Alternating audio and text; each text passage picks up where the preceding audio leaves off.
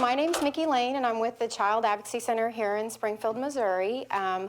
I have been a forensic interviewer for the last 13 years, but currently my real title is Outreach Training Coordinator, and we serve 17 counties here in Southwest Missouri, including obviously Greene County, so thank you guys for being here.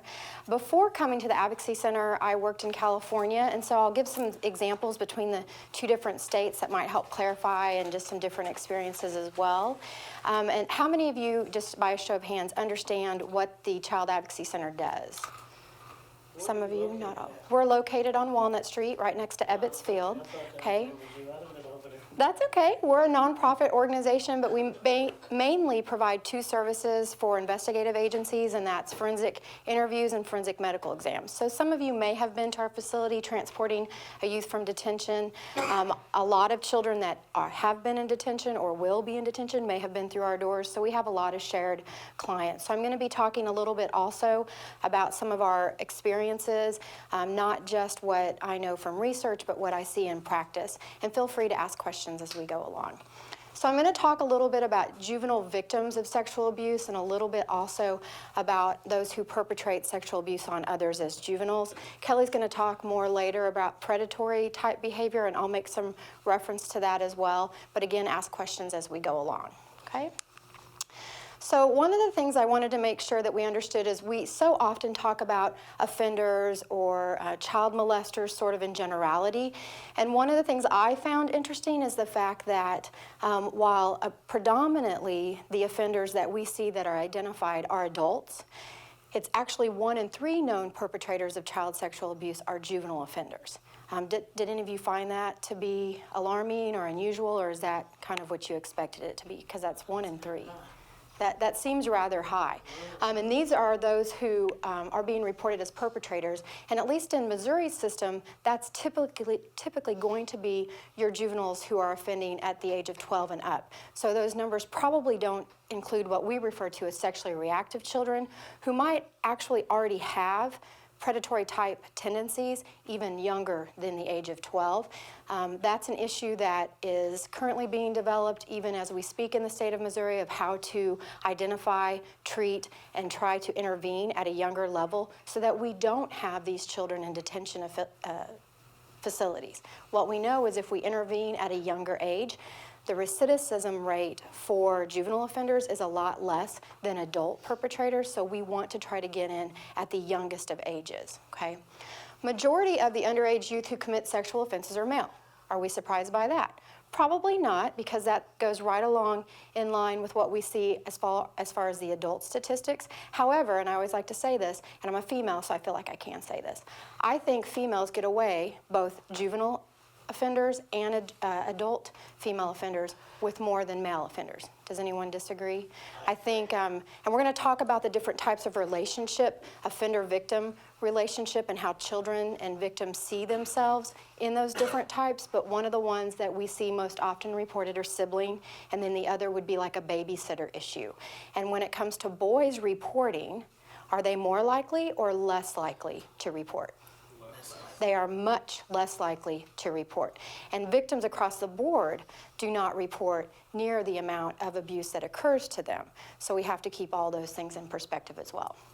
And what we also know is when these males commit these acts, it's more likely to be committed in a group, and it's also more likely to be committed to the more vulnerable adults, or vulnerable victims, I'm sorry. I liked what Jim said about the development of children and how those who develop early are much more likely to also be victims, and we see that because it's one of those, they don't know how to get themselves out of a situation, but they also don't know that it's necessarily wrong. Therefore, when they come with that knowledge that maybe what was done to them was wrong or was a crime or was something that was against their will, they themselves feel responsible, again, less likely to report. So we're going to talk a little bit more about the dynamics of abuse. But does anybody have any questions or comments about that?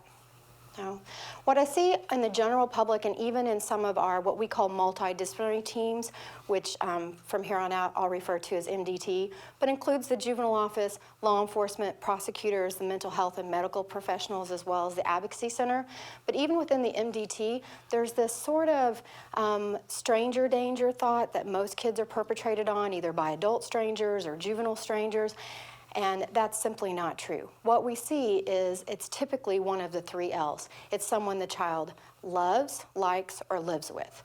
So that would encompass, obviously, a facility, someone that they're resident with that might be the perpetrator, which makes it much harder to report this kind of abuse because that's someone they're going to see, that's someone they're afraid of retribution or other peer retribution. Again, something Jim brought up that I think is excellent that we want to make sure we understand is kids, especially adolescents, view that everything they say and do is being reviewed by everyone, not just the adults, but also the other residents or children that they come in contact with.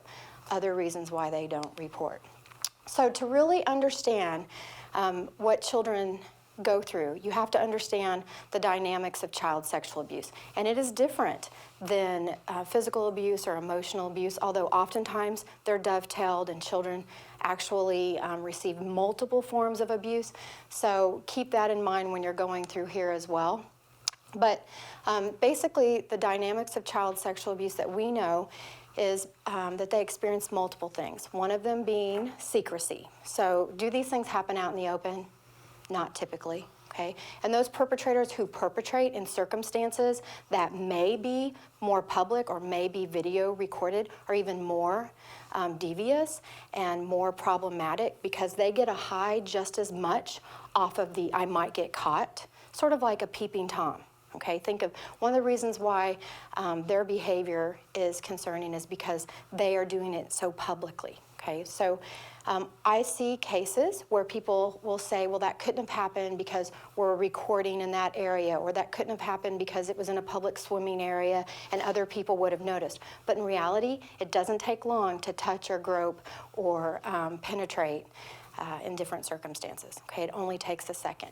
There have been cases where authorities have overlooked the fact that maybe it's something that happened in 3 to 5 seconds, but it's still, especially to that victim, is just as offensive and can be just as traumatizing, depending on the individual child and victim. So keep that in mind as well. Also, many times the victims feel helpless. Okay, the perpetration's done again by someone they like, love, or live with. Somebody older than them, someone maybe they respect, someone they admire, someone that should be protecting them, whether that be a parent or another juvenile in the home, older sibling, a cousin, someone who's left in responsibility with them. Marie spoke earlier about while there may not be an issue in your facility, you're planning ahead. What if there was an issue where a staff member was doing these types of things, either sexual harassment or sexual assault of one of the residents? I've worked cases where that has happened in DYS facilities, where it has been a staff member that has cultivated and manipulated the child that's in resident. And we already know these children by way of they're in our care, or in your care, the state's care, that they're vulnerable, okay? That they may not have good skills and they don't probably have a good support system and they have a lot of trust issues. So all those things in general make it much harder for them to tell. They feel helpless. So when you are doing intake, or even in the beginning with groups, you will have juveniles disclosed to you. But the amount of information they are really disclosing to you typically is usually just the tip of the iceberg. There's what we call the process of disclosure. And a child or an adult victim, at any point in their life, at any point of recovery, they can be in a different phase of the disclosure process. They may be in denial. They may say, nope, it didn't happen. Even if you're able to read their history, and by history of the parent or history of prior reports, it says that there was a report of child sexual abuse, unsubstantiated or not. And I always like to say this, by the way, does unsubstantiated mean it didn't happen? No, it means it's unsupported, okay? And preponderance of evidence with Children's Division in most of our counties, including in Greene, is almost, and oftentimes higher than what we see in criminal cases. Most of the time, the prosecutors are filing charges where Children's Division hasn't been able to substantiate, but that has more to do with the timelines and the way that some of the things are written. But in many of the counties that we serve, prosecutors are still filing charges because they can gather that evidence 6 months from now and make a criminal case where Children's Division has a limited amount of time to make that decision. But again, if a report is made, even if everyone on the MDT believes that this has happened, and then the child recants, is that going to be substantiated? No, they're going to unsubstantiate that. And that's another process of disclosure. So a child might be in denial. They may be inactive, talking about what's happened, but they might be tentative in that disclosure. That's another phase. They might be just telling you a little bit of the information. They may be talking about oral sex, or they may be talking about fondling, but they're not talking about anal sex, and they're not talking about intercourse, because they're looking for your reaction. Are you repulsed? Are you upset? Are you angry? Are you blaming them? Are you incredulous? Like, did that really happen? Those types of responses to children in intake or in groups will almost always put them back into a denial or a recantation phase. And so you have to be very careful, because depending upon the responses in their environment, but also the parental pressures outside, children will fluctuate when they're in care and custody and going through the process. We see children all the time in the court process will recant or deny portions of what they've said, especially as it gets closer and closer to that criminal case going before a judge. Why do you think they recant? Fear. Out of fear, okay? Most children, again, they don't want the person who's harmed them to be punished. They just want the abuse to stop. And once they see that their telling about what's happened has gotten a loved one in trouble, they'll retract, which is another one of the phases of disclosure. So you have to understand that. Another part that goes along with the dynamics, besides feeling secret about it, feeling helpless about it, is the entrapment. They don't know how to get themselves out. So they learn to accommodate their abuse. They learn to go along with, or how to survive. And so sometimes you'll see juveniles develop that ability to be deceptive, okay? They may learn how to get what they need, and sometimes that may involve other juvenile detention type behavior. Maybe the abuse was so much they start using drugs or alcohol, and so now they're trading off sexual favors, and I'm going to put that in air quotes, and everyone loves air quotes, right?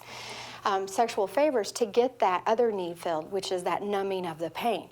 That doesn't make them criminal in the sense of how they're learning to protect themselves, but there are statutory concerns about that. But you have to understand, a lot of these kids, especially by the time they come to the attention of the juvenile authorities, this is the type of behavior that they are learning to survive. It's a survival instinct. And so kids don't want to talk about being victimized or being prostituted out. We have a huge sex trafficking issue in our region that's yet to really be, it's being talked about, but it's not really being addressed, where you have juvenile boys and girls who are living on the street, and they're part of prostitution as a means of survival. And we tend to punish the prostitution, and we're not addressing the victimization by these pimps and what have you. So you have to keep those as part of it too. So if they're brought in because they were prostituting themselves, or because of drug behavior, or because they broke in, and you ask them, have you been sexually abused? When children see themselves in trouble, as Jim said, they can't understand developmentally that if I tell you these things that were done to me, I'm not going to be held responsible. They can't piecemeal that information out. It's all part of the same experience. So they feel both legally and personally responsible for that. So don't be surprised that you've asked them in intake and they deny, and then as their detention stay lengthens, or you build a relationship, they may disclose to you incrementally. So I kind of wrapped it in, but some of the other parts of that dynamics of child sexual abuse is the delayed and unconvincing disclosure.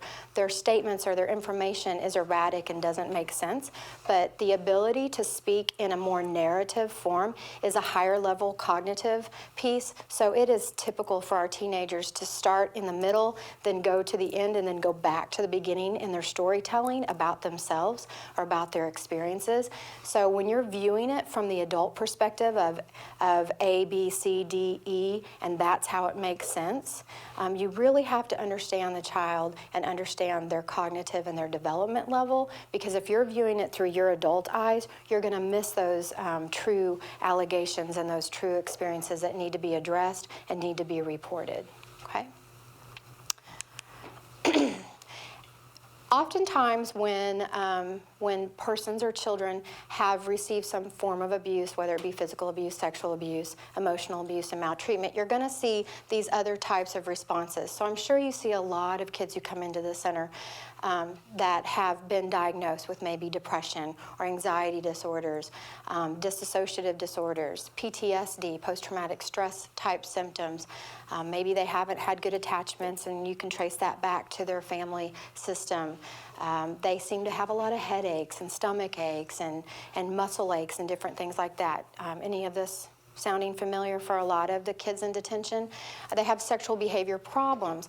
It's one of those things, it's easy to say juvenile offender, but I think we need to talk about juveniles with sexual behavior problems versus just offensive. I'll use the word offending because that meets the statutory requirements, but a lot of children have sexual problematic behaviors, either because of what was perpetrated on them or because of what they've seen, pornographic images and materials, and we're seeing more and more children with addiction to pornography than ever before. The media is not just bad in general, but their ability to obtain that information. I love this quote. It was actually at a women's conference that I heard that this came out of. I wasn't attending, but they were talking about sex trafficking and it's how much it is here in Southwest Missouri. And they said, handing your 8-year-old an iPhone or an Android with internet capability is no different than giving them a hustler and sending them to their bedroom. And a lot of parents are using that technology for safety, but what they're really doing is they're opening their child to this world that they don't understand. They can't cognitively understand that this is bad. That, you know, it's bad in the secret way. Like when we were teenagers, wanted to go to a rated R movie. We thought, ooh, that there must be something significantly cool about that because we're not allowed to go. I'm old enough, they didn't have PG-13 when I was a teenager. But you know, that was when you could go to a rated R movie, or if you got to see a rated R movie, that was a big deal. So you're handing this kind of information, and we have seen multiple juveniles as young as 10 who are sexually acting out on peers inappropriately, and it's all linked back to pornography. And I'm sure there's much younger out there, but parents are afraid to report because they're afraid of their child being labeled a predator or a juvenile offender. Okay. Also, there might be other generalized behavior problems and self-esteem issues. A lot of times, kids will come in and they'll be diagnosed with ADHD or ADD, and I don't have any research to support this, but from practice, I think a lot of them are misdiagnosed and are more likely to suffer from PTSD. The symptoms are very much the same, and unless there's a reported history of abuse, either physical abuse, sexual abuse, then they're going to be misdiagnosed. And who reports that information, typically, to the authorities? The parents. And who are more likely to be the offenders on children? The parents. So I really think we have a lot of misdiagnosed children running around America. So that's something you want to consider as well. So I want you to understand the victim impact continuum. And basically this involves many factors, but we're going to start with understanding that how a child or person responds to abuse really depends on multiple factors, some of them being the duration of the abuse, okay? But again, like Jim prefaced, it's very hard to just delineate, draw a line in the sand and say this is victim type behavior. So even though one of the PREA standards is identifying victim symptoms, signs, it's very difficult to say this is how all victims will act, okay? So keep that in mind. For instance, as an interviewer, I interviewed two siblings. They were 4 and 6, and they had suffered years, multiple years of physical and sexual abuse at the hands of their biological parents. Very, very significant, very horrific. You know, all forms of sexual abuse, oral, anal, intercourse, the whole gamut. And they talked about it in their forensic interview, which is very detailed. kind of like they were talking about making breakfast because that was normal to them, so they reported that way. The very next interview I did after them was a child who was touched on the genital area under her bathing suit in the pool by a cousin at a family gathering one time. Who do you think had the most eggshell or horrific response? Pardon me? The child with the cousin, okay? The child who had only experienced sexual abuse or reported that we knew of one time by a juvenile who was 2 years older than her, so he was 14. And part of that was the family response. The parents downplayed it. She had a birthday party a month later. They invited him to keep peace in the family. So the message that she got was, it's really not that big a deal. We'll handle it within the family. And she was fractured, is the best way. She was very emotional, very upset, very violated. Now, I don't want to downplay the abuse that the other children felt because they are younger and they will deal with emotional issues as they progress. But again, you can't decide what is significant when you're looking at reporting in a detention facility based on what you feel is more horrific, because it's more, again, what the statutory obligations and the PREA Act standards are, and again, looking at how that can really impact. One, what we would say lesser, but to that victim it was not lesser, type of offense was just as impactful or possibly more than these long-standing abuse. Frequency, is it something that's happened one time, or is it something that's happened more than one time in the same short period? You have children that come in and are like, I've been abused for 3 years, and you ask them, well, about how many times? Well, that's like saying how many times have you brushed your teeth for some of these children. So you, again, cannot expect children to understand that, and they don't really understand number of times, again, till a higher age. I have teenagers in my home, so everything Jim was saying, I was like, amen. I have an 18-year-old, I have a 13-year-old, and I have an almost 12-year-old. I still count him as a teenager. And I say my highly intelligent, yet slightly moronic 18-year-old. And if you have an older, or ever have had an older teenage, you kind of understand what I'm saying. And he knows I say that about him, so we're going to say it's okay for this circumstance. But they don't, again, have the if this, then that, or if I do this, then this is going to lead to this sort of causation. They don't understand that. So in our MDT, sometimes I'll hear about these cases. We'll get these cases, and our Law Enforcement and Children's Division and Juvenile Authorities will come in and we'll talk about what happened, and it'll be something like this.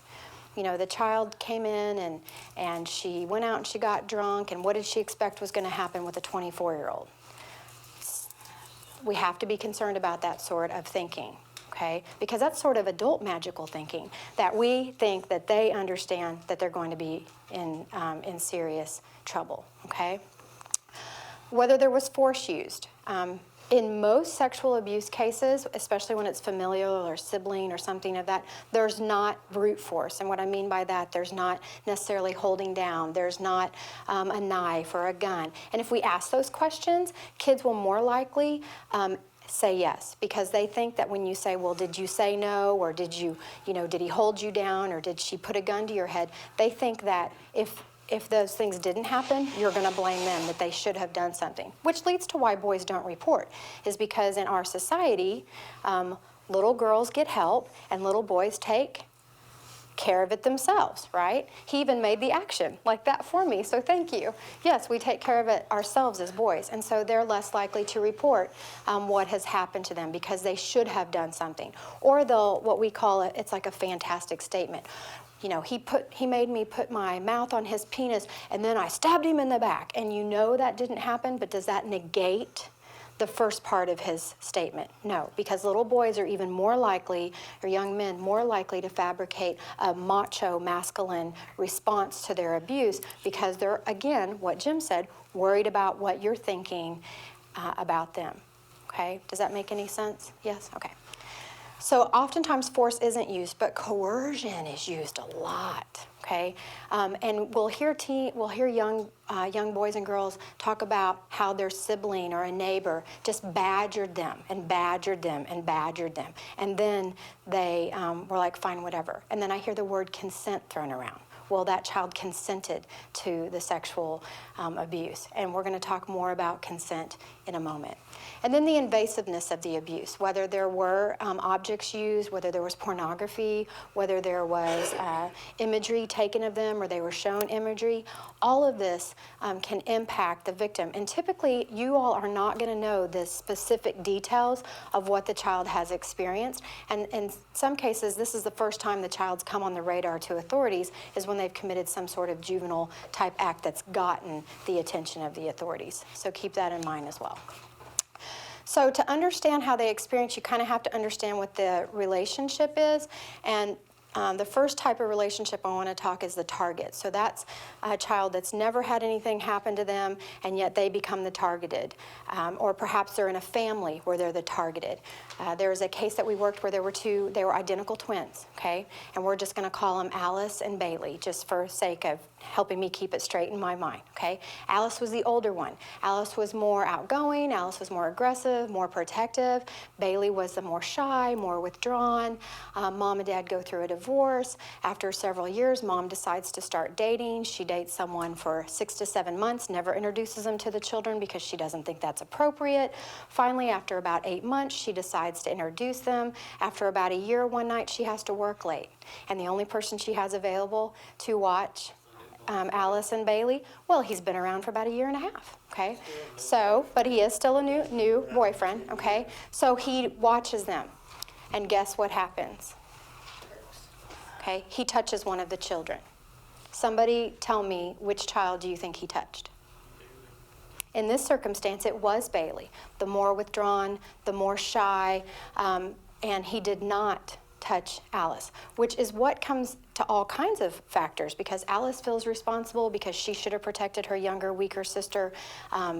Bailey feels responsible in the why me? Why did he choose me? What's wrong with me? So a lot of these victims come in, there's naturally something wrong with me. I just attract these types of people. And so that's where you'll see multiple victimizations too with some of these children. She's less likely to fight back. She's less likely to fight back. We know why he chose her, but the child does not understand that, and they oftentimes take on that responsibility that they're broken and something was wrong with them to identify them to be the victim, okay? There's also the friend, someone that maybe is a peer and they have had a good relationship with. I do see this a lot with juveniles. A girl came in one time and was talking about, it was her best guy friend, and my husband says, no guys are friends with girls, without thinking, what? I was waiting for you to, I was waiting. I'll pass it on to everybody. You passed it on to everybody? Yeah, okay. I don't know if that's true because I'm not of the male persuasion, but she had broken up with a boyfriend and he played the friend card and, he was offering. But what he really did was take advantage of her, okay? And then again, we have this issue of, is it consent or is it not consent? And I think we need to be concerned about the vulnerability of juveniles when we're talking about that. A lot of times these people have a parental gap. They don't have a close relationship with their family, or the friend has come in and made sure to keep that parental gap large. Your parents don't understand you the way I do, and again, they use that to their advantage, or that they're providing some sort of protectiveness. And you may see this with children who are already picked on at school, where someone comes in and they become their caretaker, and then they flip that. But to that victim, that was their friend and they trusted them. Are they going to want to report that? Do they feel like it's something that they have done to attract that attention? Many times they feel that way. Also, there's the sibling, and this is very difficult, and I think the most heinous, because we're also asking the adults in the family to almost, in some cases, choose. And where I sit, a lot of times, they're choosing the child that's sitting in detention over the victim, because that's the one that has the immediate, he's in trouble, or she's in trouble, or they don't want to report it because they're afraid of the authorities getting involved. So oftentimes, the victim's needs and responses get ignored by the family because of the immediate, the other child who's perpetrating this sort of behavior is in trouble and needs me more. And so these kids, they feel they're enmeshed. They're responsible for their brother's or sister's behavior. Years ago, we had a case where a girl was raped repeatedly by her 16-year-old brother. They were already adopted into a system. When you learned more about the family, they were adopted by this family. He was the favorite. And finally, she couldn't take it anymore. After he raped her one day after school, she ran to a friend's house. The friend's mom was, "What?" and immediately reported it. And when law enforcement came to the home and picked the child up to bring her to the advocacy center, she was upset and scared. And so the officer, well-meaningly, said to her, "Don't worry, you're never going to have to see your brother again. We're going to make sure he goes to jail." Okay. So when she came to the advocacy center, was she wanting to report everything he had done? Because that is an enmeshed relationship. And by the way, and she said it in the interview, he's all I have. He's my only real family. And she knew that the adopted mom and dad were going to be very upset with her and blame her. And unfortunately, that's exactly what happened. Okay? And there, even though the age or power difference may not be that great, how it's perceived by the victim changes things as well. So you may even have siblings that are, 15 months apart, or size is different. You might have a smaller brother and a bigger sister. But it's, again, you have to look at the manipulation that sometimes goes into that and the badgering that in some of these cases that these siblings do. Okay. A caretaker, so that could be a babysitter, that could be obviously a parent or something, but let's keep it more juvenile with the babysitter. And this is, they're more vigilant of the perpetrator's needs, and so they want to protect the perpetrator. And so they are trying to meet the needs, trying to do whatever that person wants, again, whether it's a juvenile or an adult. Okay, so they think that by providing this or consenting to this activity, they're doing what this person that they care about or that takes care of them. It's sort of a tit for tat, sort of. They take care of me or they bought me nice things, so I'm going to do this for them. I feel obligated to them. And then there's the lover, and that's when you have these 12, 13, 14-year-olds who are having relationships with 21, 20, and on up, and they're like, "Oh, he's my boyfriend, she's my girlfriend, we're going to get married someday." So they do not, and you have to be careful. You can't vilify. You have to respect that that's how they view it in order to find out what's really going on. Okay? They see it as anybody else would, a loving relationship. And there's very mixed messages in the media. I saw on Instagram, I monitor, I have a child that's on Instagram, which means it's on my phone and I see everything. And somebody had posted all these things, this seventh grader, and one of the things was, it was, kind of looking at the injustices of the world, as it were. And one of the things was a 15-year-old and a 21-year-old, and underneath it, it said, "Love doesn't understand age." And I was like, delete that, friend.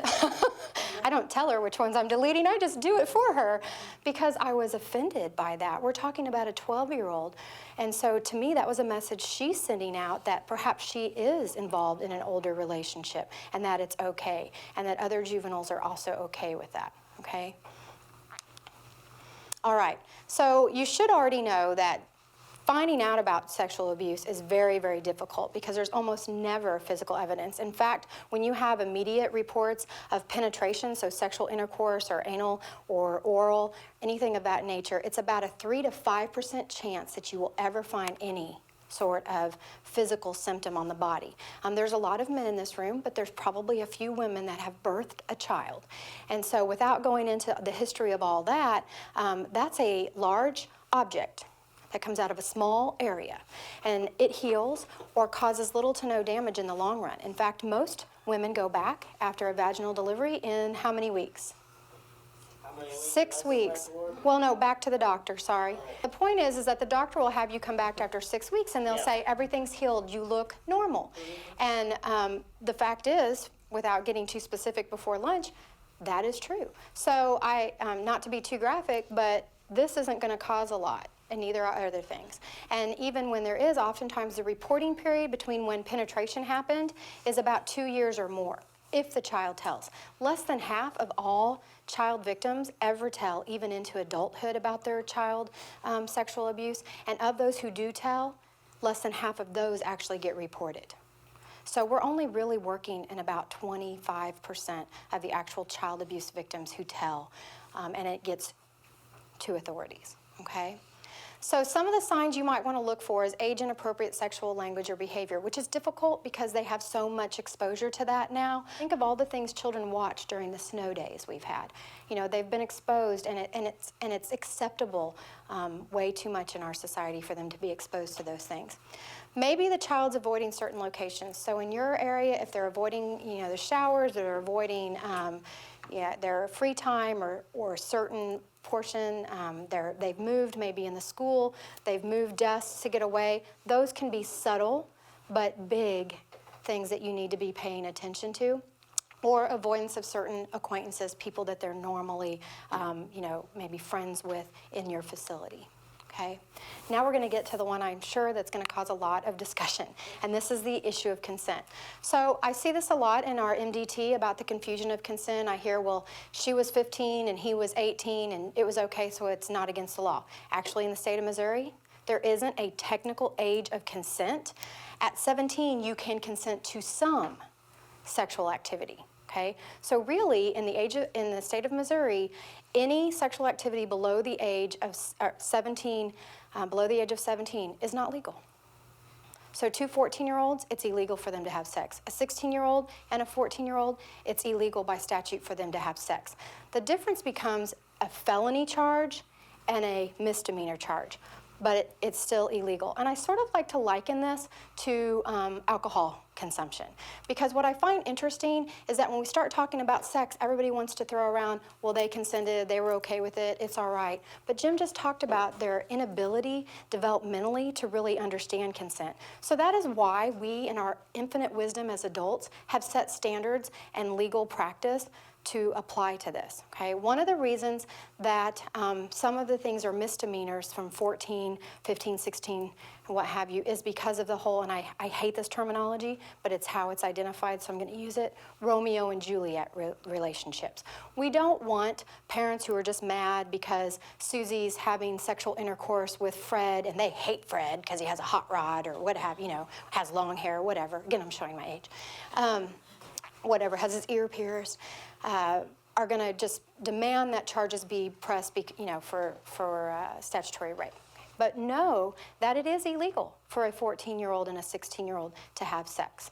It is. And you also have to be concerned about, and I think maybe Kelly's going to talk a little bit more about predatory behavior, but you don't know some of the subtle things, especially in teenage relationships, that are domestically violent in nature, where they may be using physical abuse or they may be using threats or guilt or what have you to get the consent of the verbal consent or the no consent, just they don't say anything for that. Okay, so you have to keep that in mind. So you can look these up, or I have a copy of it if you want to see. But in the state of Missouri, 14 to 16, anyone who's 14 to 16 who's having sex with 17 to 20 is still child molestation in the second degree. 14, if the child's 14 and the paramour is 7 to 20, it can also be charged as sexual misconduct of a child. And under 14, there exists no legal consent. So anybody having sex with anyone under the age of 14, that can be a felony. Okay, so all of those things, consent or not. Anybody under the age of 14, it doesn't matter.